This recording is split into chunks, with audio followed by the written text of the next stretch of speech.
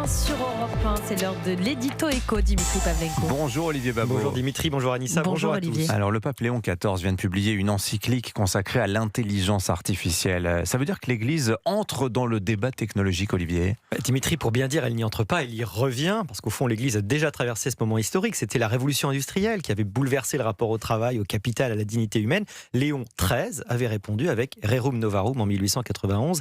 Et voilà qu'un siècle plus tard, Léon XIV comprend que l'intelligence artificielle est au XXIe siècle, ce que la machine à vapeur fut au XIXe, un basculement anthropologique autant qu'économique. Alors que dit exactement Léon XIV ? Alors il rappelle quelque chose que notre époque hyper technologique oublie facilement. Tout ce qui est techniquement possible n'est pas moralement souhaitable. L'IA fascine parce qu'elle promet une forme d'omniscience pratique.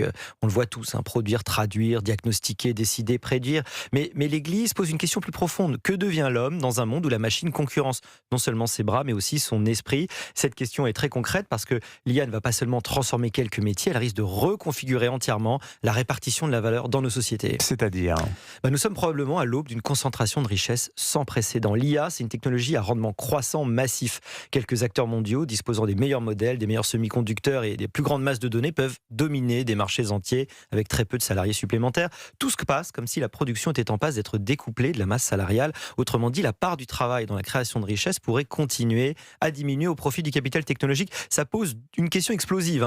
Comment maintenir une société stable si une fraction croissante des classes moyennes voit sa valeur économique concurrencée par des algorithmes ? Et là, on parle beaucoup des emplois menacés, certains parlent de job apocalypse. Oui, c'est la plus grande nouveauté du phénomène. La révolution industrielle automatisée surtout les tâches physiques répétitives et pénibles. L'IA, elle, s'attaque aux tâches cognitives intermédiaires, voire supérieures. Comptabilité, droit, traduction, assistance administrative, analyse documentaire, programmation. Ce ne sont pas les métiers les plus pénibles qui sont exposés, ce sont les métiers de bureau qui constituaient justement le cœur des classes moyennes diplômées.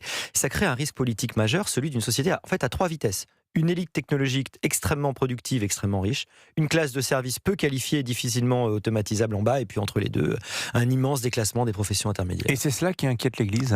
Oui, parce que l'Église sait qu'une société, ça ne tient pas uniquement par le PIB ou l'innovation, elle tient par le sentiment d'utilité, de dignité, de participation à une œuvre commune. Or, une économie qui donne le sentiment à des millions d'individus qu'ils deviennent économiquement superflus prépare des crises profondes. C'est là que l'encyclique est intéressante. Elle ne condamne pas la technologie, vraiment pas, mais elle refuse juste l'idée que l'efficacité soit une finalité suffisante, car une civilisation peut devenir extraordinairement performante tout en devenant humainement invivable. Signature Europe 1, Olivier Babot. Merci beaucoup, Olivier. Bonne journée.